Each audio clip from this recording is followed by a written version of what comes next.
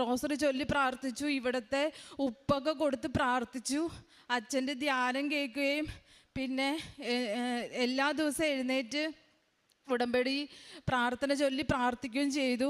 അങ്ങനെ ഡോക്ടർമാരെല്ലാവരും പറഞ്ഞതായിരുന്നു bypass surgery ഇതിന് മാർഗമുള്ളൂ എന്ന്. ലാസ്റ്റ് മാതാവായിട്ട് നമുക്ക് 10% നമുക്ക് ആൻജിയോപ്ലാസ്റ്റി ചെയ്ത് നോക്കാം, പക്ഷേ ചാൻസ് ഭയങ്കര കുറവാണെന്നാണ് ഡോക്ടർമാർ പറഞ്ഞിരുന്നത്. മാതാവിൻ്റെ അനുഗ്രഹത്താലെ ഞങ്ങൾ ഉറപ്പിച്ചു പറഞ്ഞു ആൻജിയോപ്ലാസ്റ്റി ചെയ്ത് നോക്കാം, എന്നിട്ട് മതി നമ്മൾക്ക് ഓപ്പൺ ഹാർട്ട് സർജറി എന്ന് പറഞ്ഞു.